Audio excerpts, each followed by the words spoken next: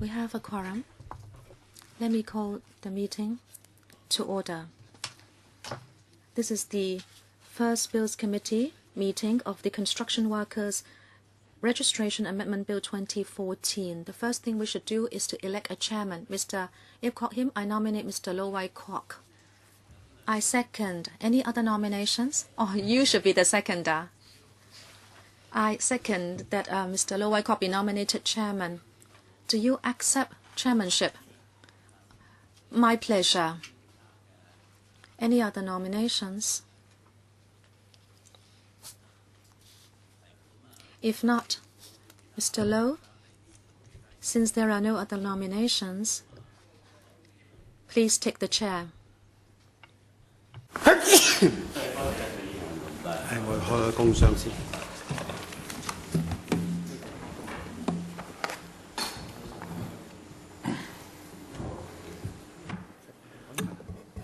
冇錯啦，係啦，副主席嚇，係啦。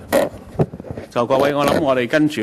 Members, let us see whether we need a deputy chairman. 覺得唔需要嚇。好。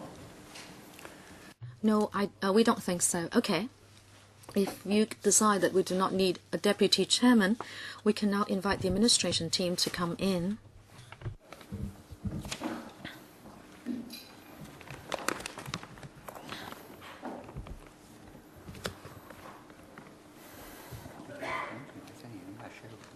我知道，我頭先見到佢話佢有一時因為文件都話 sharing 一樣嘅。好，唔該晒，主席。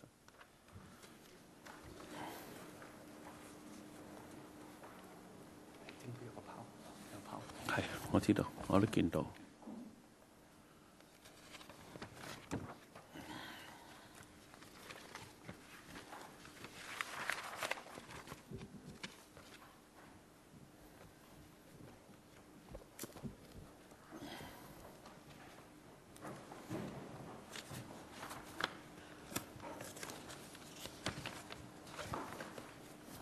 好，咁啊，政府嘅。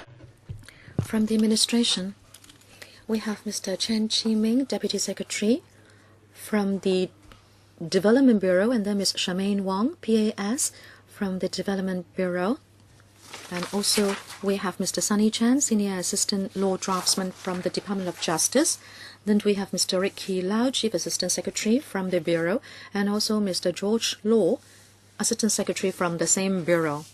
I understand that the administration has prepared a PowerPoint to do the introduction. Can I now hand the floor to the administration? Thank you, Chairman. Okay, DS. Thank you, Chairman and members.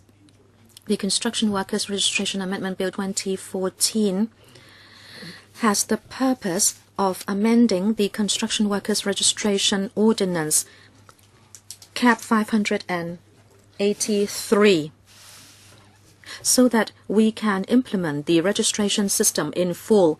Let me explain to you the background of the bill, and then my colleague will use the PowerPoint to introduce to you the main points of the bill. In July 2004, the ordinance was enacted in order to establish a registration system for workers with the following purposes.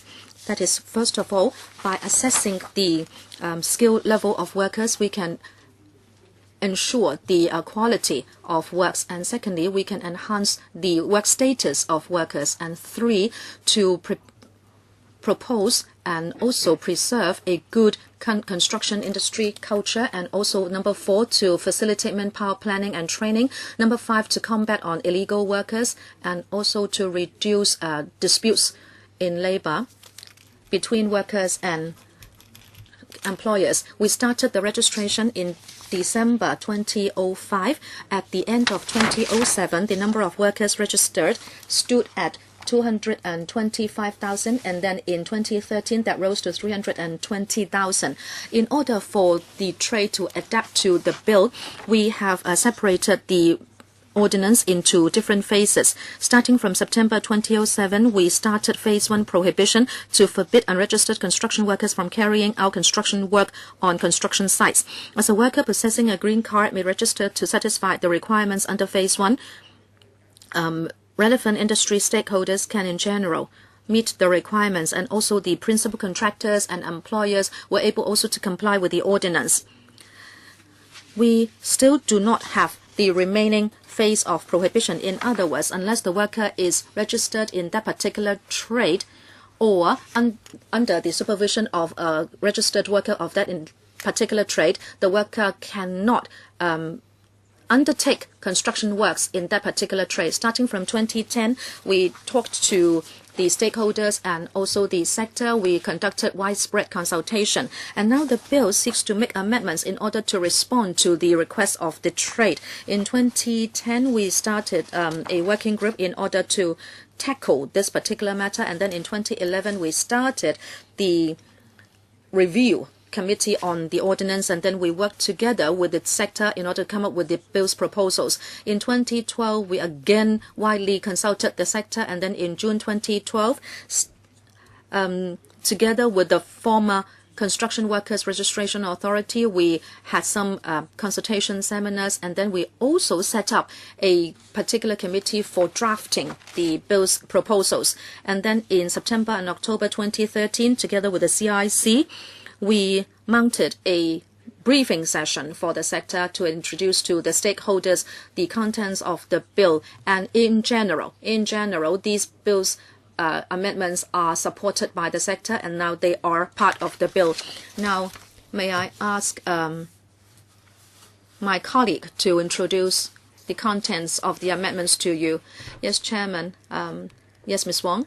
I have prepared a PowerPoint to introduce to you the bill. I will cover two aspects.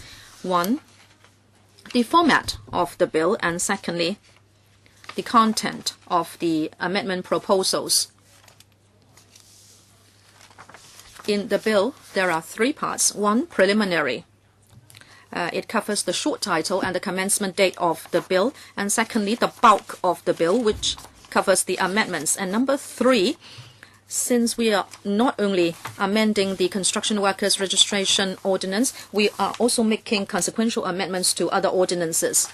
As the DS said, we need to set up this Construction Workers Registration system because, first of all, we need to ensure quality of construction work. And number four, I think I should mention it again, because the CIC has collected very reliable data on manpower. This will be good for manpower planning and training. When we started to draft the amendments, we have these basic principles in our mind to remind ourselves. First of all, if we are really going to have registration for a particular trade, we have to maintain the livelihood of existing workers, so nobody's livelihood would be impacted upon. And also, we would encourage multi-skills development of workers because it will be good for the workers themselves, and also it is conducive to the long-term development of the trade. Number three, when we go for trade registration, so to speak, we should be pragmatic and go for giving priority in the major construction works first. Before I go into the actual content, let me just briefly cover the types of registration. In fact, there are three types of workers as covered by the DS. We have got only phase one prohibition now. If the worker has a green card, in other words, he has read a safety course, he can be registered as a general worker. But when we go for trade registration, if you want to undertake the trade, unless you are under the supervision of a registered trade worker, you will have to possess the trade test or trade test certificates. And depending on his skill, he can be registered as a skilled worker or semi-skilled worker. But at the same time, some workers can comply with the registration requirements of other ordinances, and he can just go for registration without going through another trade test.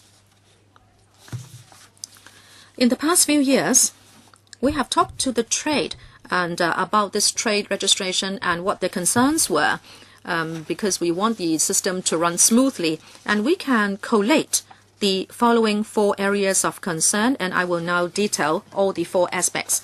Number one, workers' difficulties in registration. This is because to satisfy the requirements of the market and also to boost efficiency, we can see that some workers always devote themselves only to one or two trades of a skill set. Say, for example, wooden formwork. Some workers only concentrate in demolition of the formwork. But if we ask the worker to sit for a trade test of formwork as a whole, he may have difficulty. And if he cannot get registration, then he will no longer be able even to do the demolition part of the formwork area. So we looked at the needs of the industry.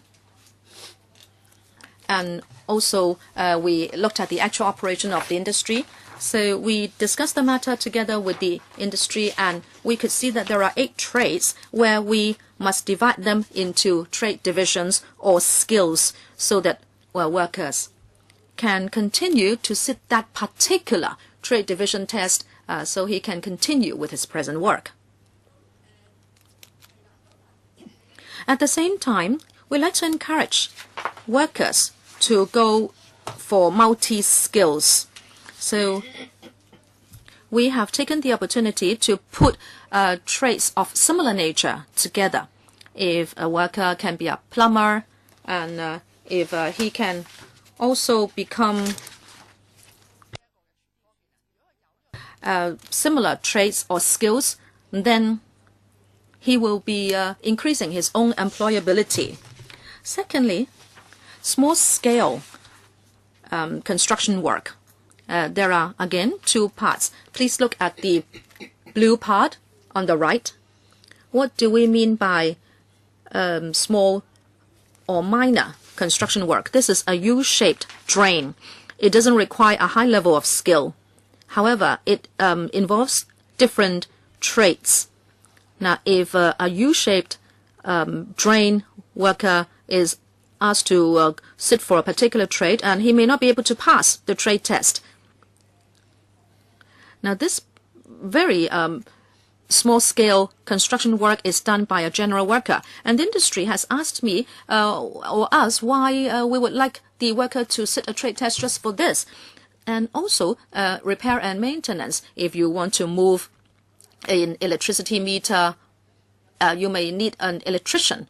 But at the same time, there should be workers who need to paint the wall. Now, if the electrician is asked also to sit a trade test of painting the wall or whitewashing, then perhaps it is not very appropriate. So we are going to introduce some exemption. If the workers comply with certain conditions, then some exemption can be allowed. And what do we mean by special or particular conditions? Please press the button. If there are trade divisions which, due to safety concern or are regulated under other legislation, then these can be exempted.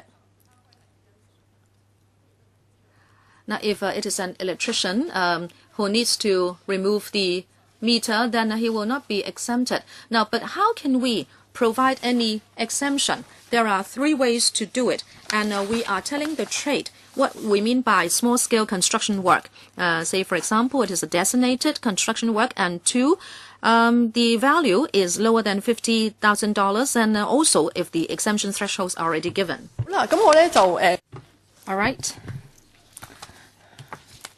Well, let's look at point number 4.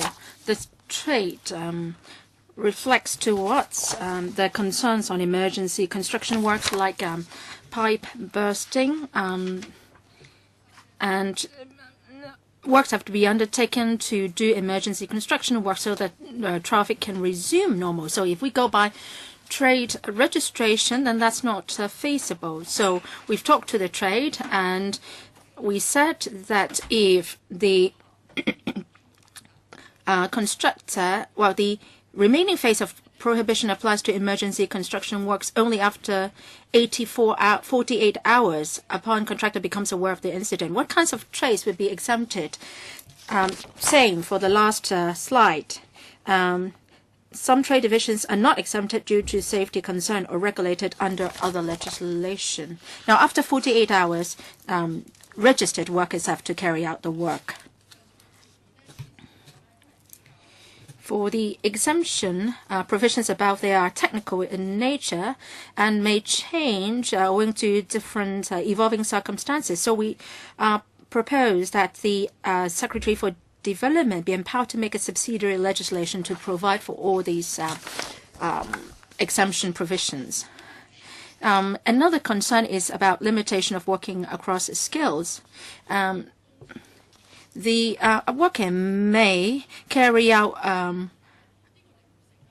works across different trades with similar skills. So if we go by trade registration, then they will be affected. Now, if workers carry out work with similar basic skills and similar work process, the skilled workers can be allowed to work across similar skills.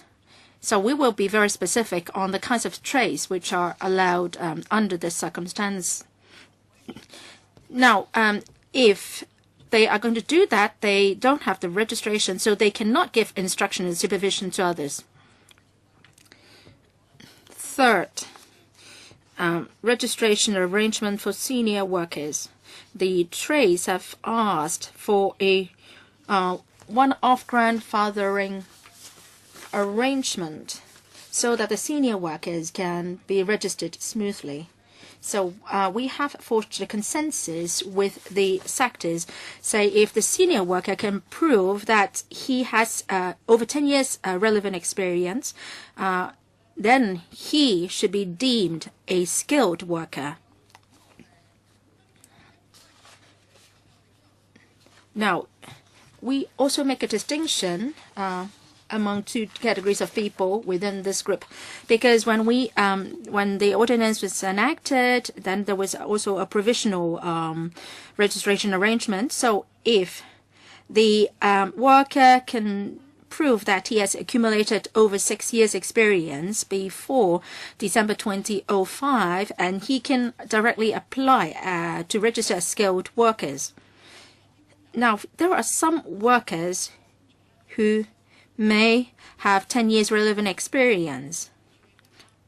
Now, if he can't meet with the provisional registration at 2005, but then he has accumulated over 10 years relevant experience, he will be asked to sit for a simple assessment and then register as a skilled worker in that trade. We would allow 2 years for the trades to get adapted to the new bill.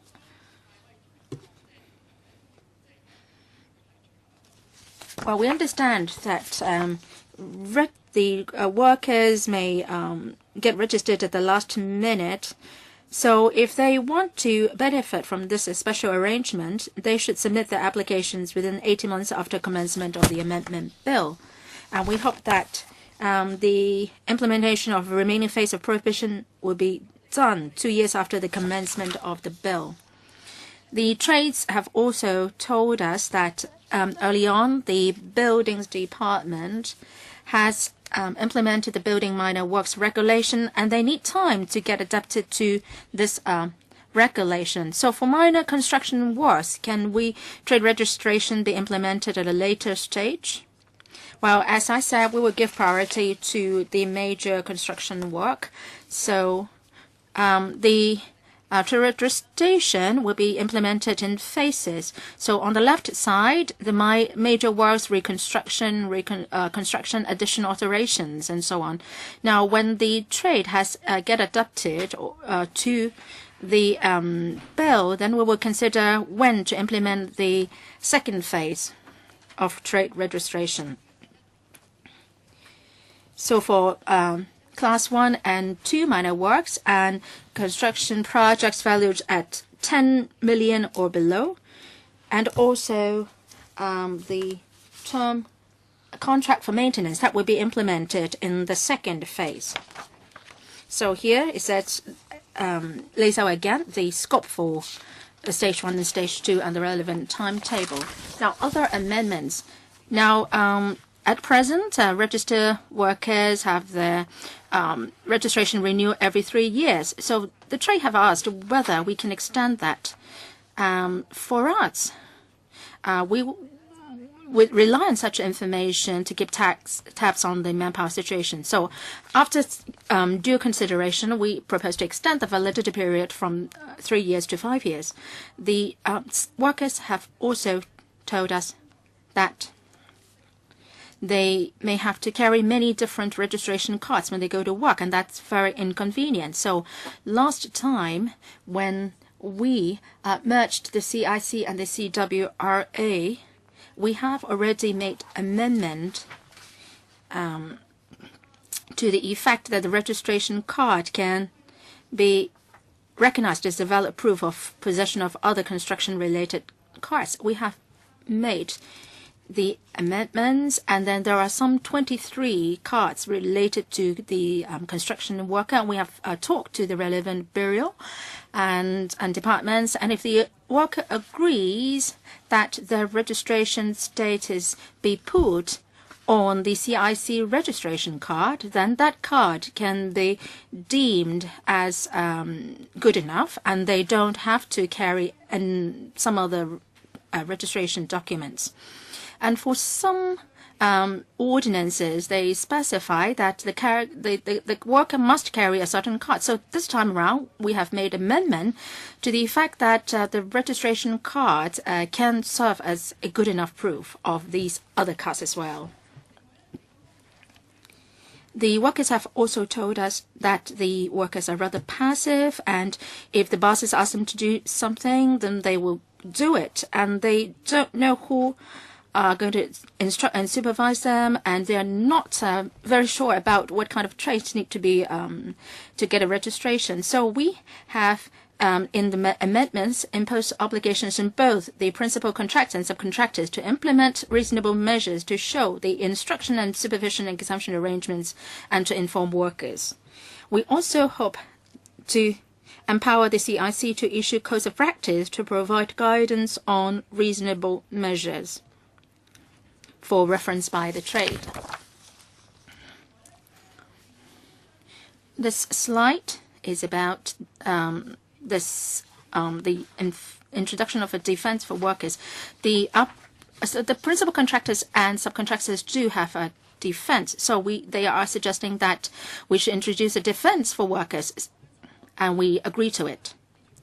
Second, the CIC also told us that if they are going to collect evidence, the ordinance is very strict in the sense that the person found on site, only the person found on site can provide evidence. So this is too straight, so we want to change it to a person concerned in the construction work, either on or off site. Third, we also propose that the Class 3 minor works and designated exempted works under the MWR, like household projects, renovation projects, laundry racks installation, and so on. These should be excluded from the bill because that's not our target.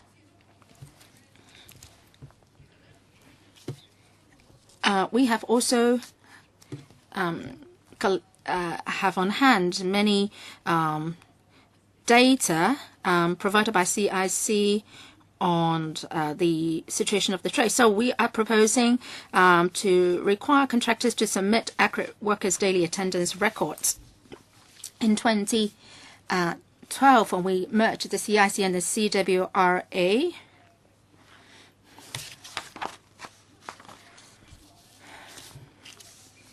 the levy collected by the CIC can be used in a flexible way.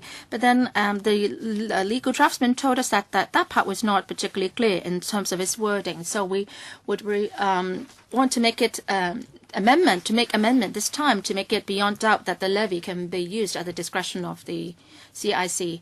Now I'll hand over the floor to the members for questions, and the meeting will last till 4:30.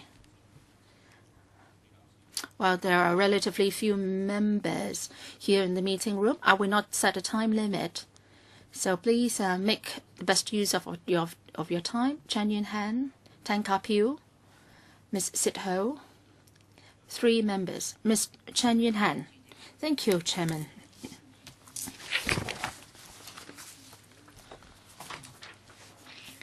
So the administration is now consulting us. We have to listen to the views of the construction sector because it involves many different trades.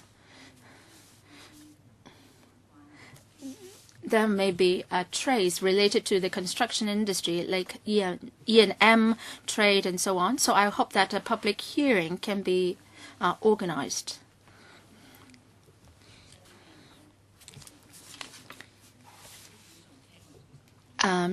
The administration has said that you have listened to our views and the CIC's views. Have you listened to other sectors, many more sectors' views? Mr. Chen? Well, we spent nearly 1 year in consulting people. We have held over 100 meetings, and we've met with people from a large number of trades, including the trade unions and branches of trade unions. We have tried to hold meetings with them. I can't say for sure 100% of all the people have been consulted, and their views have been incorporated in the amendments. Mr. Tang said last time that 133 trades are involved in this bill. Have you consulted the trade unions which cover 133 trades? Now, not every trade has a trade union. To my understanding, we talk to the general unions, and frankly speaking, we're not holding meeting with each and every trade, but through the general union, we've notified all the trades, and they can come to attend the meetings with us. Now, we have tried to reach every possible known trade union. Now, if you have further suggestions, we would be happy to carry on with talking to people. You said that you have tried to understand the workers' views. Some trades are related in one way, and some are not. Earlier, the government has said that there is a shortage of manpower in certain trades, but then the workers themselves disagree with that. Now, because the bill is so broad, you have to listen to views from a larger spectrum of trades in this sector, in the construction industry.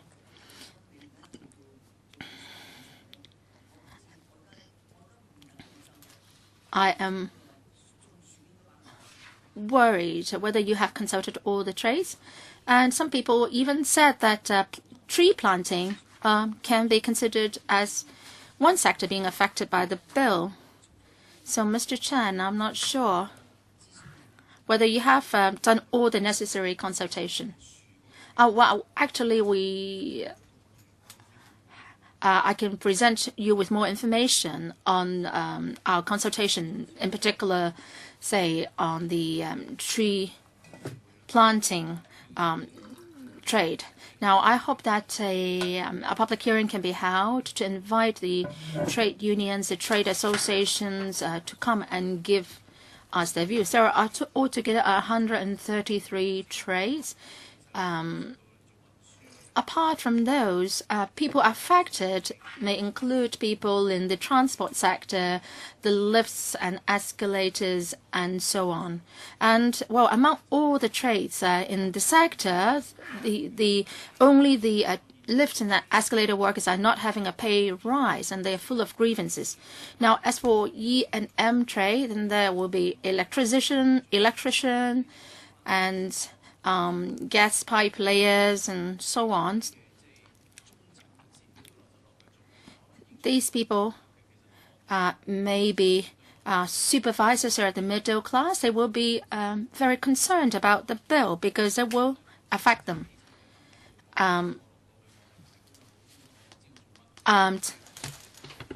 In the construction trade, there are different layers of contracting. You are a skilled worker, semi-skilled worker, etc., and then you have the principal contractor, and then the clients. But electricity is easy. You have China Light and Power and then Hong Kong Electric, and they just sent you an electrician.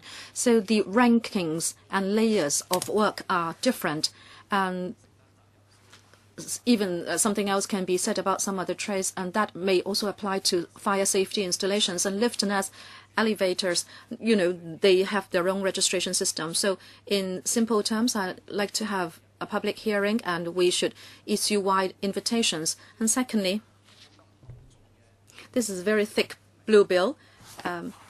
It is not easy to have a three-dimensional reading of it, and the PowerPoint is simple. You have given us the main points, but can you address what I said just now? And that is after the ordinance kicks into effect, if it isn't a consumer or an OC, where the building needs to be refurbished with a bill and the price tag is over $10 million.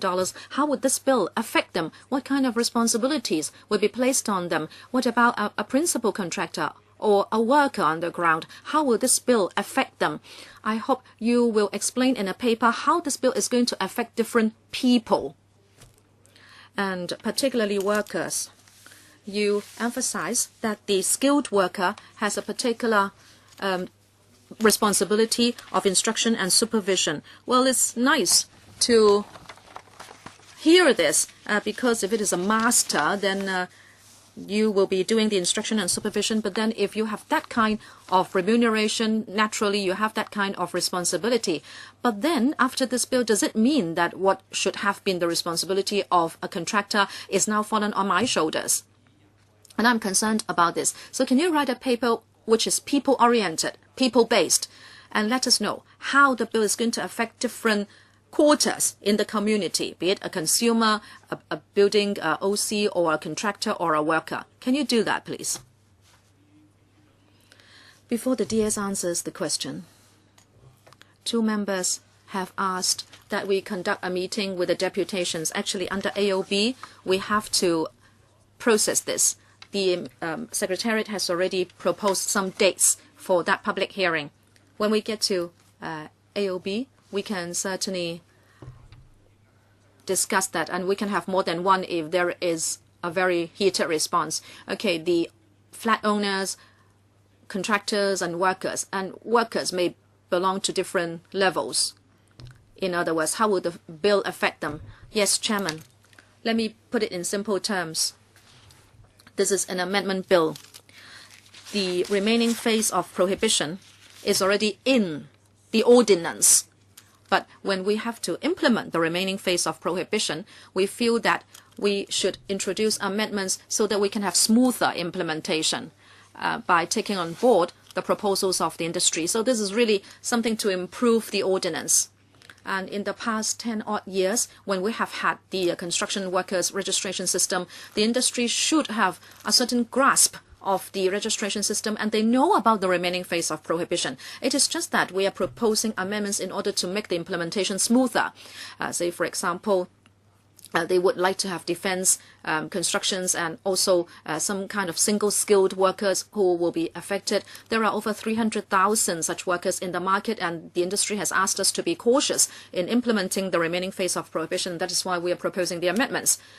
If an owner entrusts the work to a contractor, the owners themselves will not be affected by the bill because we are only regulating the contractor who employs workers and the workers themselves. We are talking about registered workers.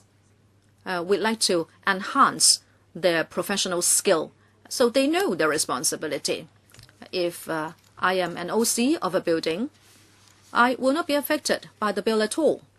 There needn't be any worries that you know nothing about the bill because there's nothing to do with you. The contractors and the workers themselves have to familiarize with the bill. There are many other questions, but I think I can consolidate that into the duties and responsibilities after commencement. And also 133 trades. Why are they speaking up? Because you gave people the impression that you would only tackle the construction industry, but now even E&M and other ancillary and also electricity networks, etc., those would be involved as well. And that is why people are asking about the duties and responsibilities. Now you talk about 133 trades and then more skills under them. when the bill comes into effect, there may be 143 trades in the end, and there may be even more skills coming under those trades. Now, this is, of course, a sign of improvement. But how can the mechanism incorporate those additions and allow them to become part of the bill? Can I ask for a paper for you to explain this? I think I'll stop here, Chairman. Okay, I will ask my colleague to talk about a mechanism in order to add or increase the trades. Under the ordinance, there are already over 99 actually trades.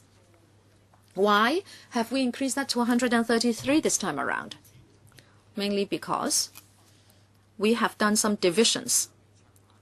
Say, for example, strike form work, it is a trade. But now we have further divided them up into trade divisions so that workers can get registered. And what is important is that we have got the master level, and this would provide them with a ladder for advancement. Now that we have the master layer and also the divisions, we have increased the number. But I must tell you that we have dovetailed with the requests of the industry. We are aligning with the industry. We are not creating this behind closed doors. In some trades, there are no trade divisions because that is what is happening in the market. But then, for some trades, there are 2 or 3 divisions, and we reflect them. We'll mirror the actual situation of the trades. 133 may sound a lot, but then, in fact, there are so many people, so many skills in the construction industry. So we have just aligned with their actual situation. Ms. Sito, thank you, Chairman. Certificates certainly help to enhance the status of workers, but I'm also worried that this will become a barrier for them to enter the trade and to get employed. If the threshold is low, then your regulation doesn't have a lot of meaning. But if the threshold is high, workers will be affected. There are 139 divisions. Some are masters. Say, for example, painters. If it is the master, then in fact you have them divided up if they tackle different kinds of paint. And of course, the administration and the sector would encourage workers to sit more tests. But does it mean that, say, for example, 101, 102, 103, 104, if they sit those trades, would they become a master? Or is it that they have to sit another master's test? This may be a fine question, but let me go for broader questions first. In 2004, when I was here in the Legislative Council, I actually scrutinized the ordinance, and 10 years have lapsed. At that time, we were very concerned about the grandfathering arrangement. There was a test to be set, and as you know, grassroots workers really find it difficult to sit a test which requires writing, etc. And then we talked about an oral test. And at that time you said, okay, if you have 6 years experience, maybe you don't need to sit any examination and you will be able to get registered right away. Okay, I heard the officials say that it has been changed to 10 years.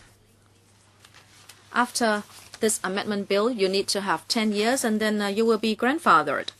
Does it mean then that the transitional arrangement proved to be difficult? If it had not brought about any other difficulties, you would not have to accept 10 years actual experience after the ordinance has been with us for over a decade. So could I ask the officials, what kind of difficulties did you meet up with in the transitional period? And will this be repeated?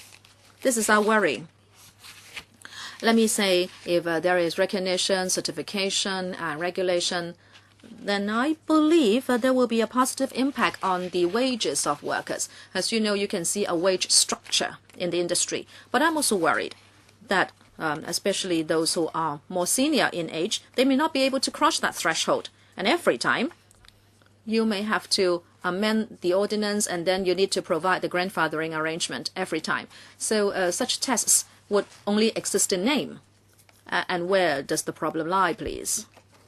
Chairman, With regard to grandfathering, I can defer to my colleague to tell you about the thinking and also the crux of the matter in this transitional period.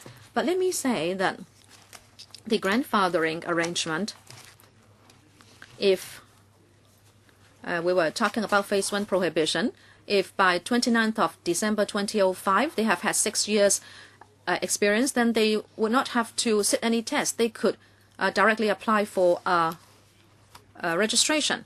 But then for those who have had experience but before the 29th of December 2005, they did not have 6 years experience, then they did not have to sit a trade test as such. It was not a trade test as such, but it might have been a questionnaire which was designed particularly so that it would be easy for them to answer the questionnaire, and they would be able to get registered as a result. So the grandfather arrangement is easy, and it doesn't put the workers in any difficulty at all. Ms. Wong, in 2005, when we had provisional registration, there was a designated course.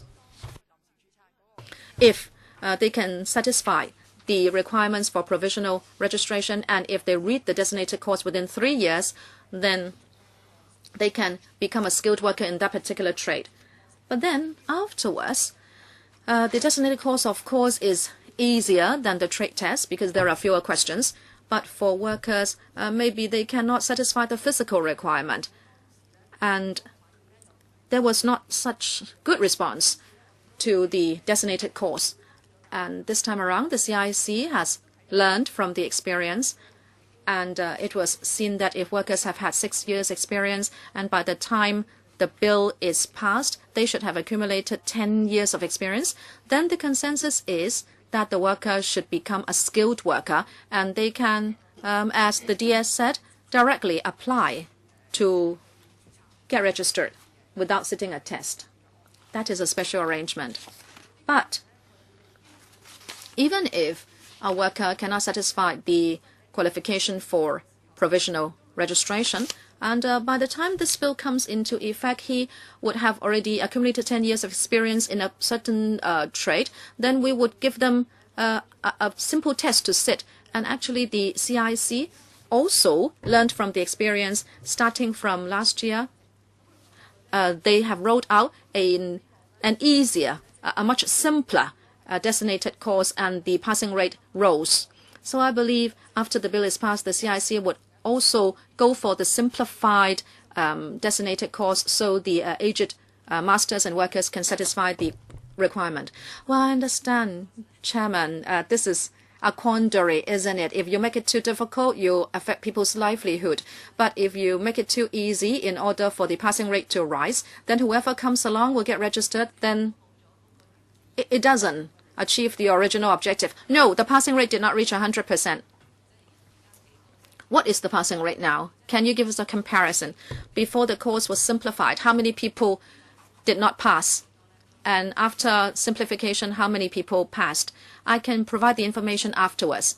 Please let us have the information so that we know the objective effect of the simplification.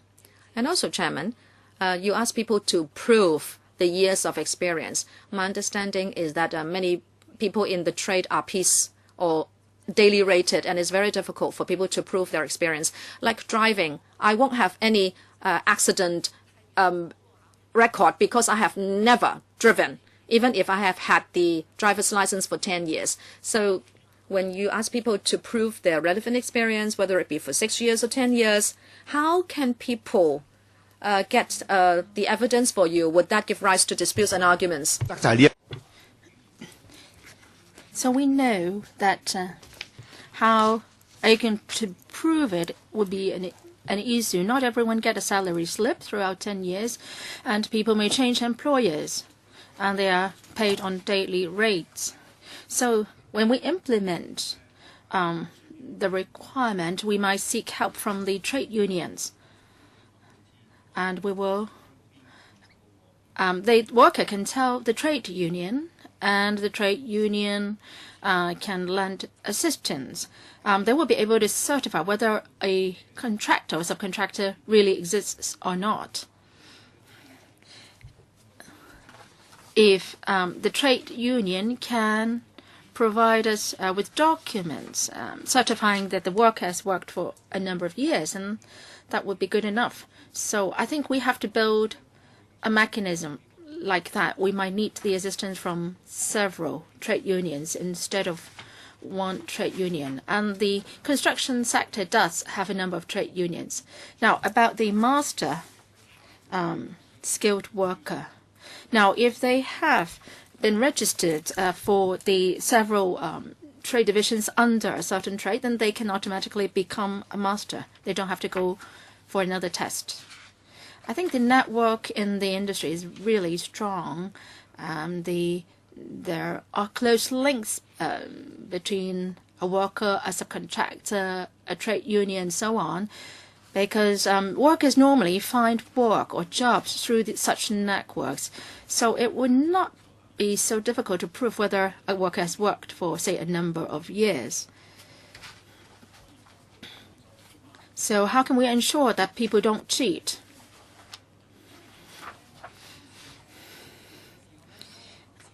Well, for the provisional registration, we have already built a mechanism for workers to prove that he has worked, say, for 6 years already. So normally he can try to go back to his previous employer or a trade union. He can go down several routes to seek help and to prove that he has worked for 6 years. So I think the mechanism has worked well. So if we are going to increase 6 years to 10 years, we are confident that we can still use the same mechanism to help prove the worker has 10 years relevant experience. We've talked to the trade unions too, and they said they are confident of helping out in this regard. I hope that there will be many channels for the worker to get registered by attending a course or by proving that he has accumulated certain years of experience. Now, in the case when he can't identify his previous and locate his previous employer, can he apply to sit for a skills test? So what's most important is that you provide many different channels for the worker to get registered. Now, if the worker is willing to take the test, then of course it will not be any problem. Yes, we are going to provide many different channels for the worker.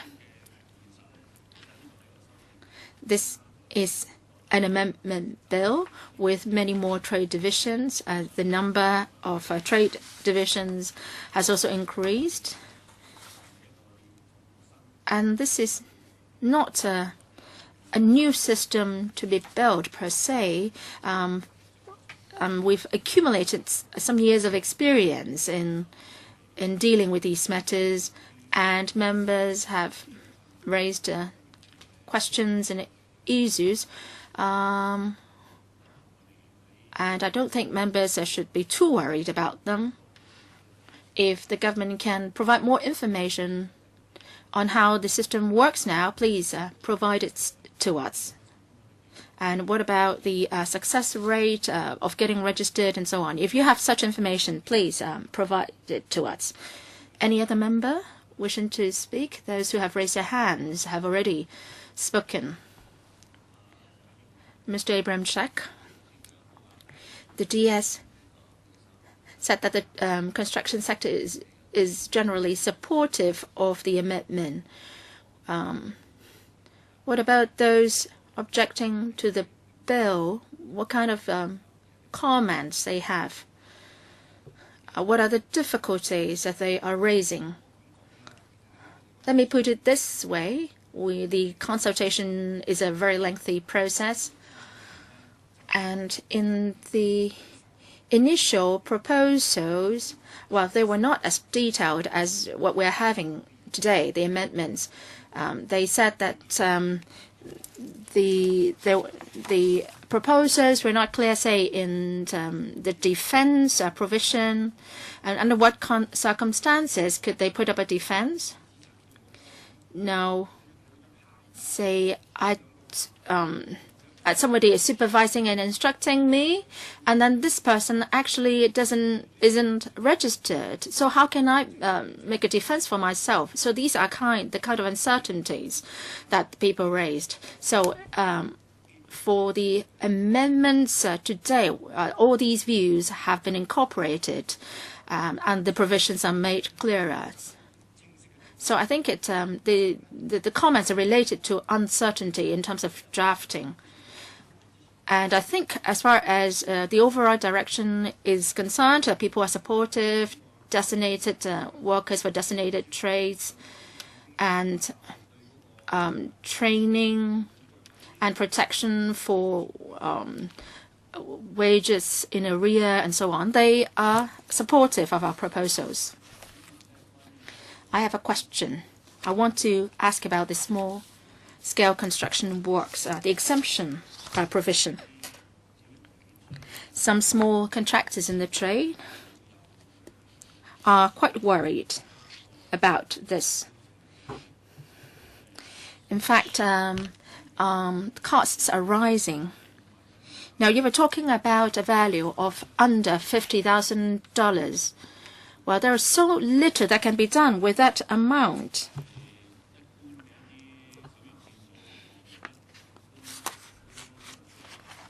Small works or minor works can easily exceed that value, I mean, in terms of the construction value.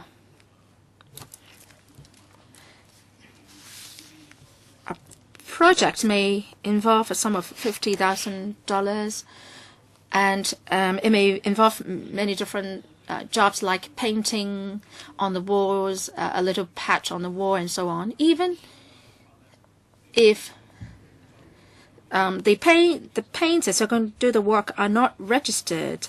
Now, so if the amount exceeds that value, are the subcontractors going to ask the registered workers to do the job? Then that would not be very feasible.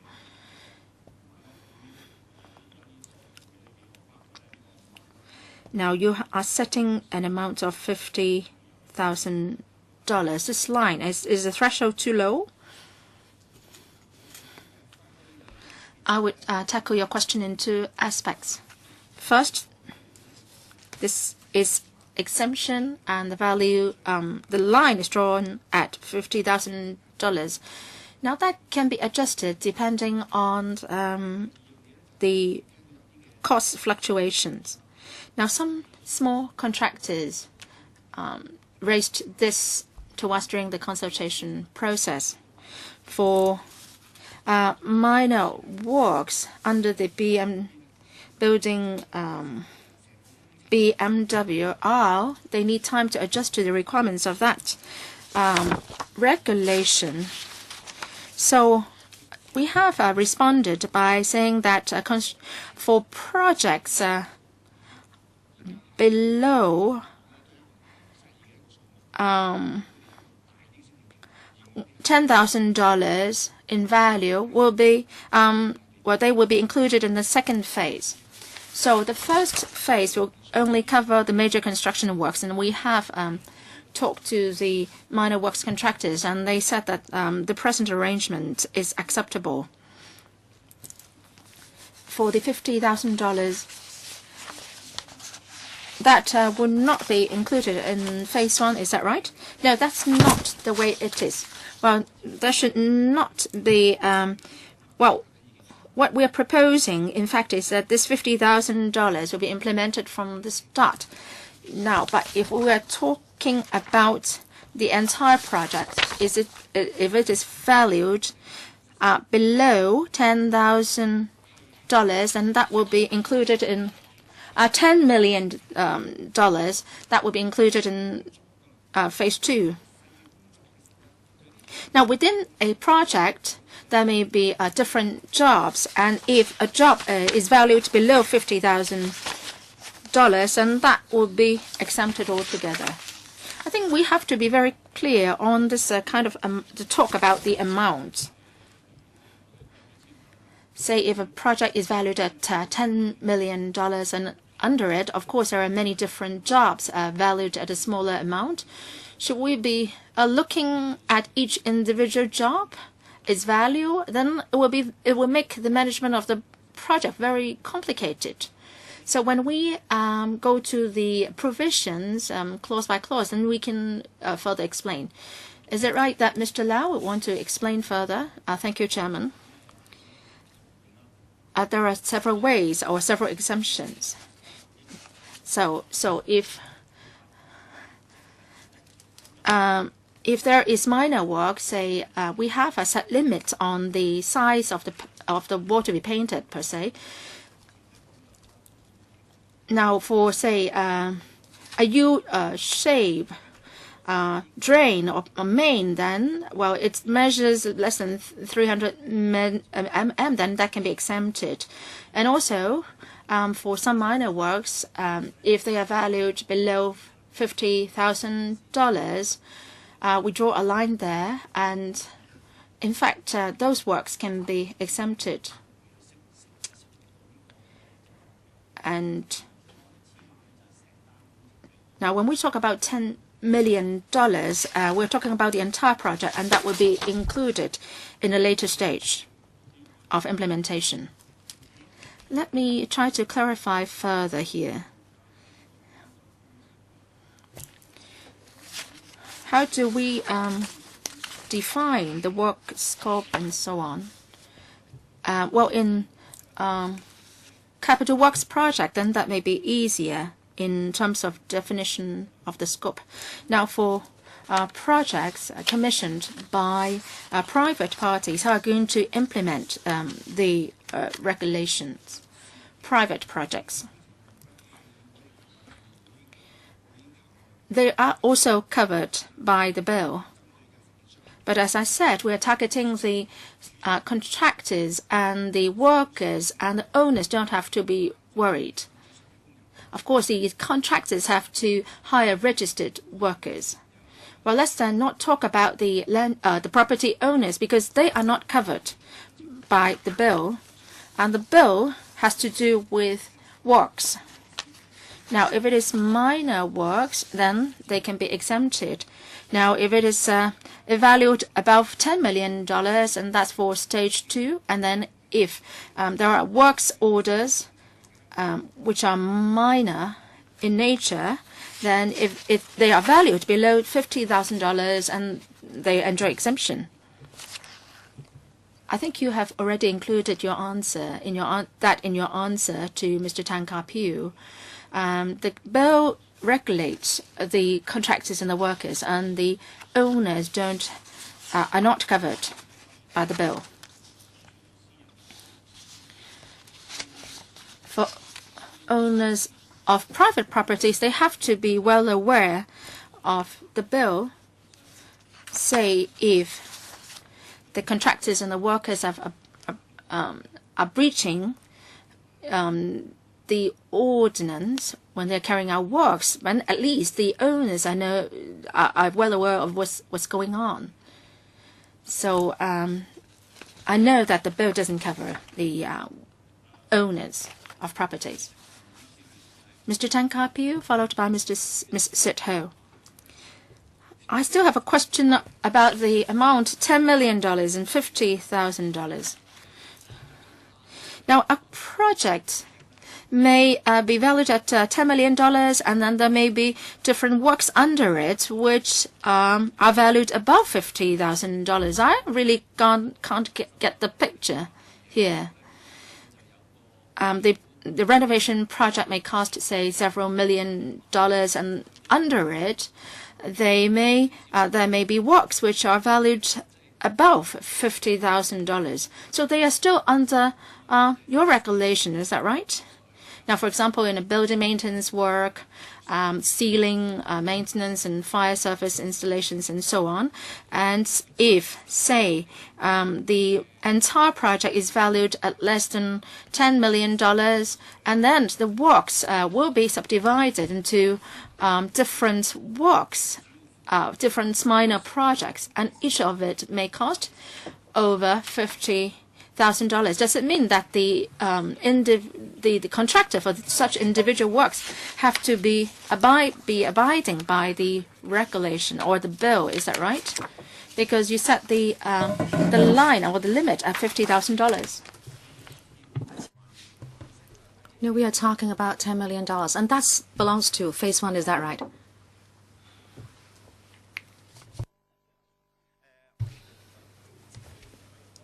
We know that this is not easily understood. That is why we have prepared the slide to let you know how the works can be divided up. Let us show you the slide again. 會投影出嚟嚇。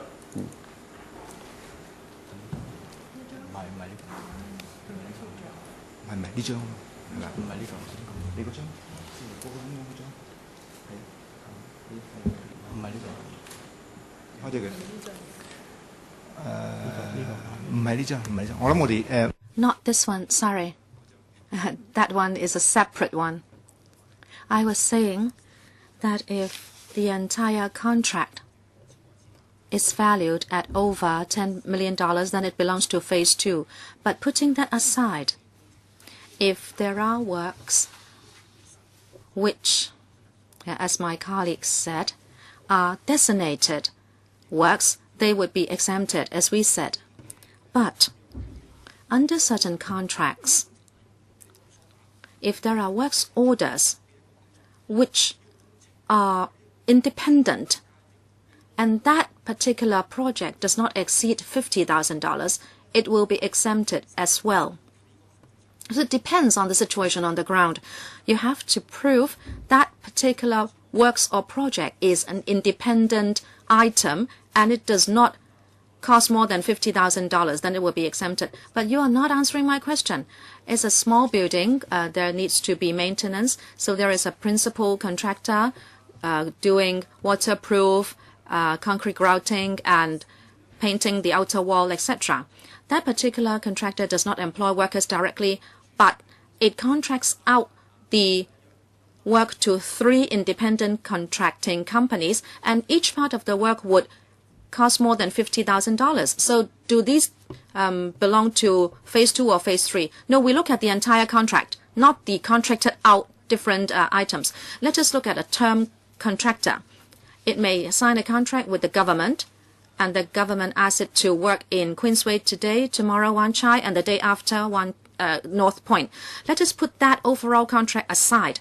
If the works order is for him to work at Queensway today, and it doesn't cost more than $50,000, it will be exempted. And we will forget about Wan Chai and North Point for the moment, because Queensway itself constitutes a works order. And if it doesn't cost more than $50,000, then it will be exempted. Therefore, you have to look at the definition of the works. And in different contracts, there may be different definitions, but we look at separate works orders. No, you have phase 1 and phase 2 prohibition, and we don't know when phase 2 will be commenced.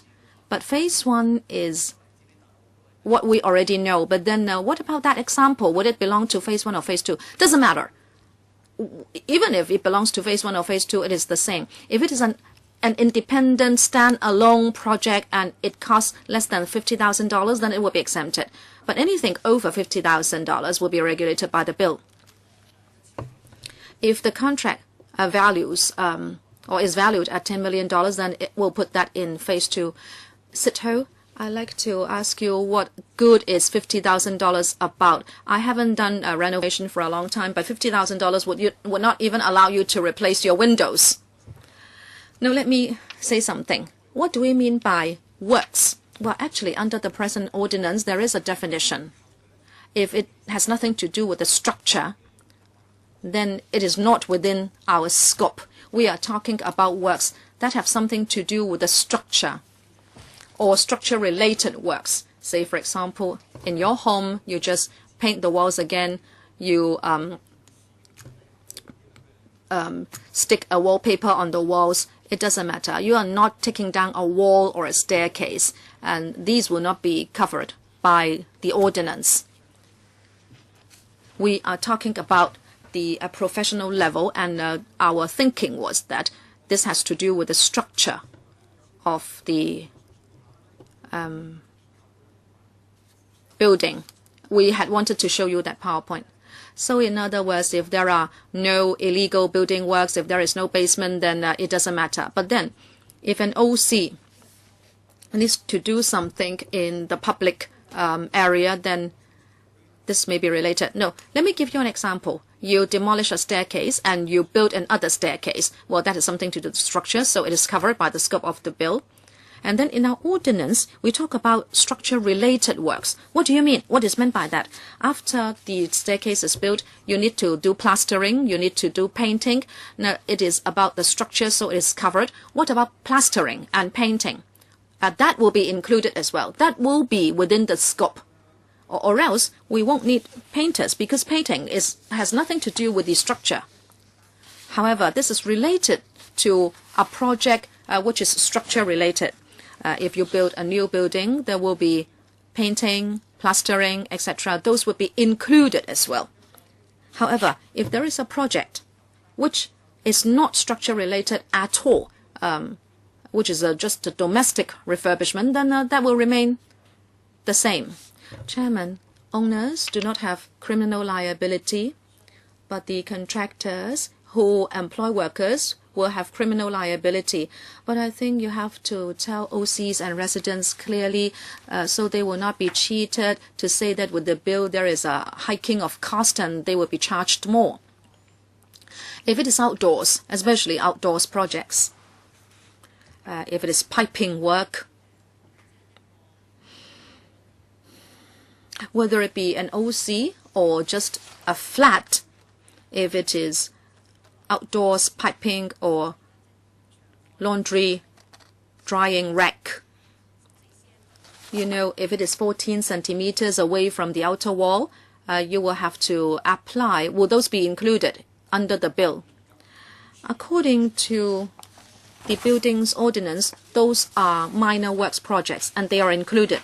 But under this bill, you will see that for Class 1 and Class 2, they are in Phase 2. So in simple terms, yes, but then these are included as Phase 2. In other words, if it is the installation of an AC, then it belongs to the other ordinance. Well, yes, but if they are Class 1 and Class 2, they are included. But Class 3 are really small scale.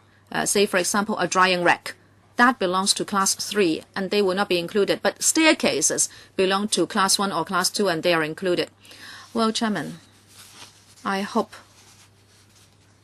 you will detail clearly to the OCs, especially of large housing estates, which are exempted and not exempted. I think when we do clause-by-clause examination, we will watch carefully the definitions of such projects so that they will not give rise to any misunderstanding. And also what the bill targets as projects, I think we have to make that very clear. I have talked to the industry about this. In fact, even if they are in the market now, they have certain worries, and they also think that the $50,000 threshold is too low. I share Ms. Sitho's view, because $50,000 does not allow you to do a lot. And the relationship between $50,000 and $10 million, I think it is quite muddled. Say, for example, the entire project costs more than $10 million, but then some items are contracted out to a small contractor and it is valued at less than $50,000. So does it mean that you can catch the principal contractor to say that since the entire project costs more than $10 million, everything under that project will be covered by the bill? Or is it that the small contractor who is responsible for a less than $50,000 project, he will not be covered by the bill?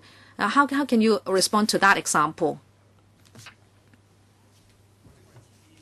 Perhaps when we come to that part, we can draw some graphs or diagrams for you so you understand what is meant by the largest or smallest project. Because we actually look at one single works item to see whether it costs more than $50,000. But then if you ask me there is subcontracting, then I think we have to look at the situation on the ground. And I cannot say here how the CIC will implement it, because they will send inspectors to inspect these projects and perhaps by that time we can let you know in more clear terms. I was citing that example, and I believe that is quite commonly seen because a big project would usually be divided up into smaller items for small contractors to take up the items. And you may say that the principal contractor will have to be responsible because that is the value of the entire project, or is it that the small contractors will not have to worry because it's only responsible for a small part of the project and that his workers need not be covered by the remaining phase of prohibition? As you know, there may be a tender system. If I contract for a main contract, I would say that my selling point is that I would need more than or fewer than $50,000 because I'm not going to employ registered workers. Well, let me tell you this. Actually, the trade has its own practices.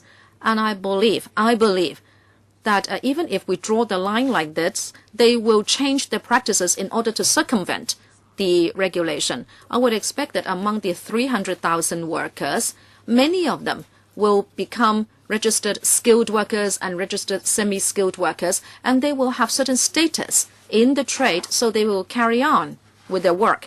And when we look at a works item, whether it costs more than $50,000, it should not just look at the contract itself. I like to make this clear. If that's the case, I can always circumvent by breaking up the projects so that no contract will exceed the $50,000 mark. However, we will look at the works items.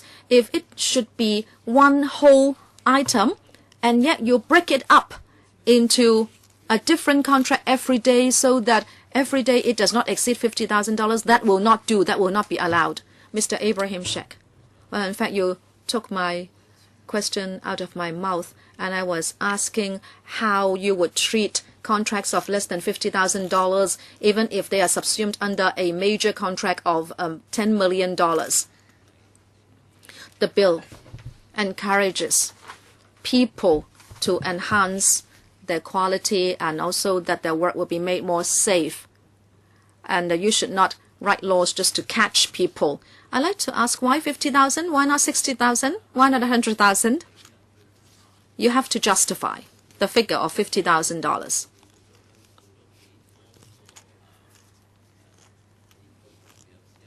Is it that you have done your research and you have found that many works items do not exceed $50,000? How did you come up with that figure? Now, why did we draw the line there? When we conducted consultation, we took reference from works departments. We reviewed 9,000 works orders, and we found that over 95% of them belonged to the small-scale construction works. So we decided to draw the line at $50,000, and we are quite confident that by doing so, we will be able to exempt the small-scale construction works. When we consulted the trade, as you know, construction prices tend to fluctuate. So when the bill commences, we may actually fix a price where it is more aligned with the market situation. When did you do the survey? Well, while we progress at the Bills Committee, we will again do the consultation. No, I mean the last time, 2 years ago. Now, if that's the case, my question is, we have 320,000 workers. Half of them are not skilled workers. And if you are proposing this, well, actually now, non-registered workers could go from one project to another, and there is flexibility afforded. Now, if the bill is going to be implemented, that flexibility will be lost. What is the impact on the market? I mean, the supply of workers. Well, let me put it this way. When we make the amendments, we are putting up the proposals based on the current practices in the market. Say there are trades, form work, E&M work and bar bender and so on. And it's very seldom that a bar bender, say, will go to work on the metal work the next day. So they normally work on their own trades. So our registration is really based on the existing division of manpower in the industry. Say, if a person is an electric worker, and if he doesn't get work on a certain day, he may go to work in trades which are not required to be registered, then that's all right. But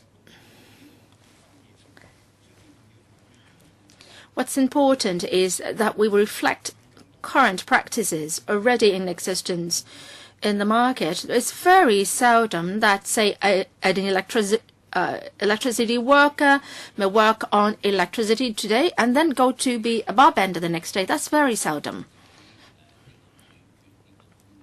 Now, Hong Kong is facing a shortage of labor now. That, of course, won't happen.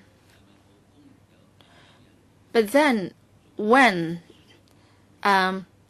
there is an oversupply of workers, the situation will be very different. Well, I think we have to go back to our principle. We want workers to achieve a certain level of professionalism in his trade. A person, of course, can register for different trades.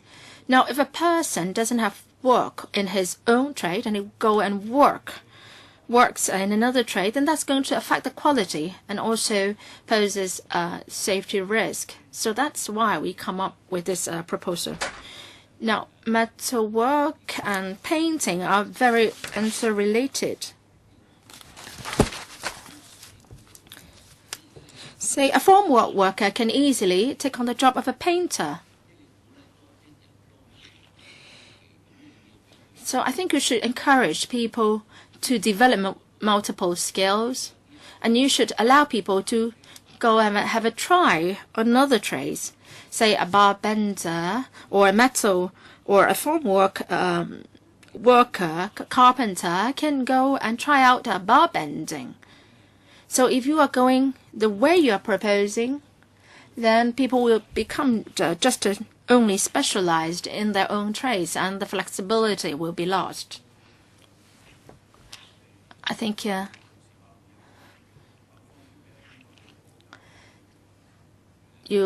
similar question has been raised before.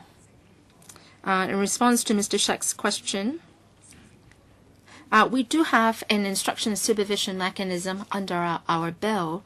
Say if a worker doesn't get registered in a certain trade, he can sort of act as an apprentice to a master and learn the skill, and then he can take a test, and then he can work independently in that trade.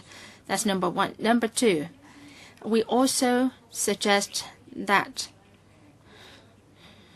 for jobs requiring lower skills, an exemption can be applied for. Say, if the area to be painted is not that sizable, and a worker can still work on that. Now, if he is a skilled worker, he can also take on works of similar nature. I think enough flexibility is already allowed under the existing proposals. Now, say take the case of a painter, you have synthetic painting and other types of painting. And also brushing, lacquering, and so on and so forth. Now, if a person registered as a painter of a particular type of paint and he can't do work on another type of painting, then that's going to make it very difficult for the workers. I believe that you have consulted the trade extensively, but then this is something of concern to us. And when we do the clause-by-clause examination, we would be looking at these provisions, such divisions, with great care.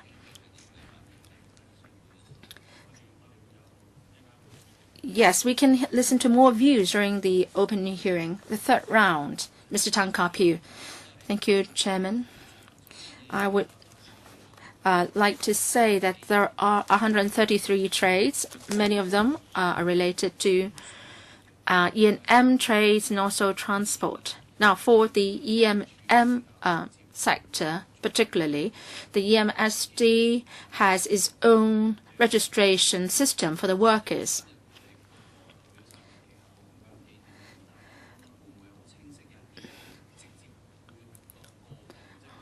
Would there be any transitional arrangements? Say, EMSD has its own registration system for workers, and for workers, it would not be reasonable for them to take another test and to get registered under your belt. Now, so among the 133 trades, how many of them can be sort of have a smooth transition or automatic transition to the registration in your bill? Can you list those trades in a document? And also, do you have the number of workers who have 10 years experience, the Group 1 workers, and how many are in Group 2? Can you provide information after the meeting? Yes. Lift technicians. Lift technicians are covered under other ordinances, gas installers, and so on. They have been covered under various ordinances, including the electricity ordinance and other ordinances. So these are really relatively easier to deal with because we don't have to come up with another trade test, and they can be automatically registered under the bill. I don't have the figures with me, but they are the easiest groups. Now, as to the number of workers who have 10 years experience, we have made projections around 50,000 workers. So does it mean that when the bill commences, you will be sending a registration card to these workers automatically? Well, I think this is already happening among the 133 trades. Well, they are actually, in fact, extended from the 99 trades originally. And as the market changes, the number can be increased or reduced. Among the 99 trades, there are some E&M workers. Say if they are lift workers, and all they need to do is that they can take their registration card to the CIC and then get registered. This is already happening. Now, for E&M workers and lift workers, there are many small contractors, and they are the contractors are registered with the government department, but then they are not asking the workers to get registered with the EMSD. Does this happen? Well, not all E&M workers and lift workers have to be registered under the CWRO. Well, only those who work on construction sites need to be registered. If they work on areas other than construction sites, they don't have to be registered under the CWRO. So not every lift worker has to get registered under CWRO. Now, for the argument's sake, now a worker may already have a E&M registration. And would it be possible that the worker goes to the construction site and is not aware that he needs to be registered? Actually, we've already talked to the trade unions, and actually the CWRO has been implemented for several years. And the workers, the lift workers, if they need to work at construction sites, they have to be registered with the CIC. Now, all right, can you give me a list of the trades where registration is required under other ordinances? Now, can you also give a list of the trades which will not be given exemption for safety reasons? Any other member wishing to speak? No?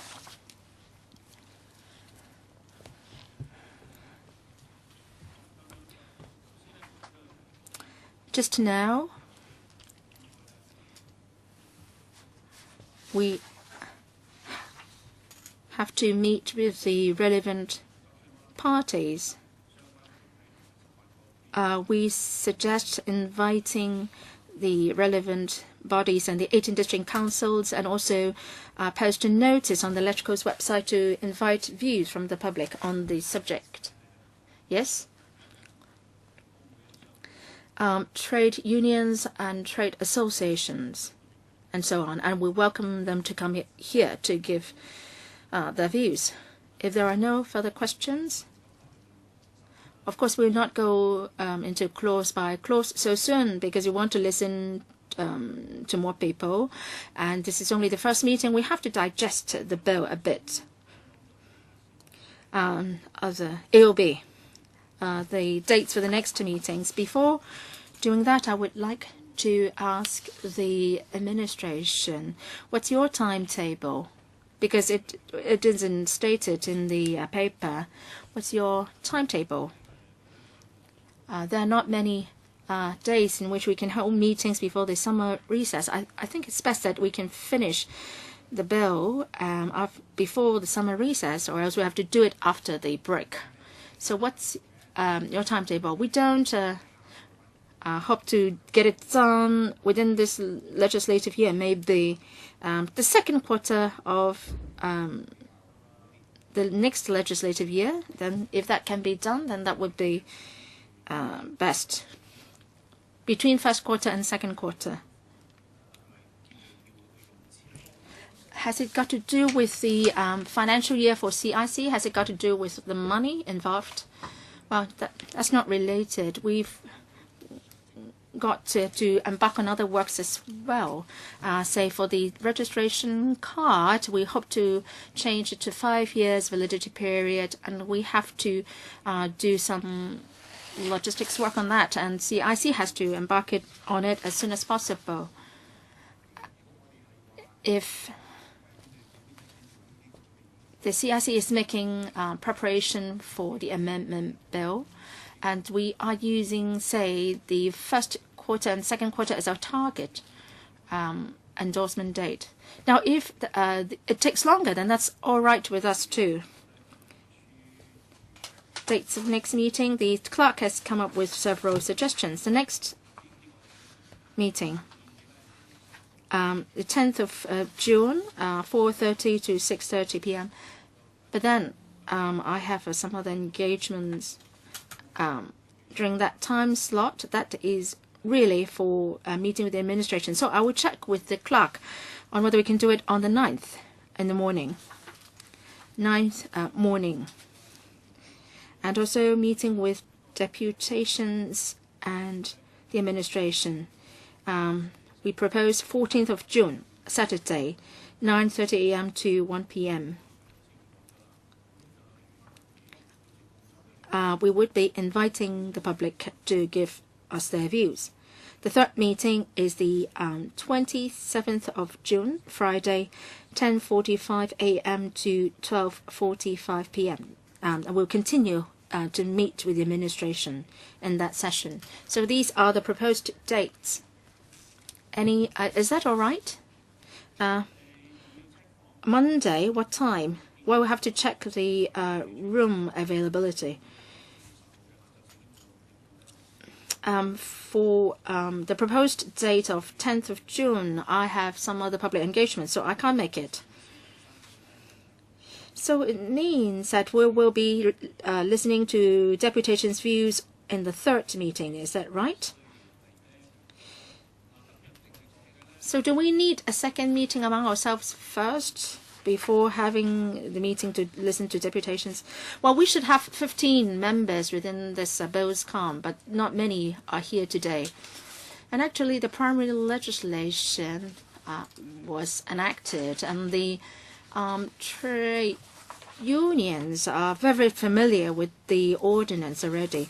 So I think it might be better if we listen to views on how the ordinance is being implemented before we have a discussion or meeting among ourselves.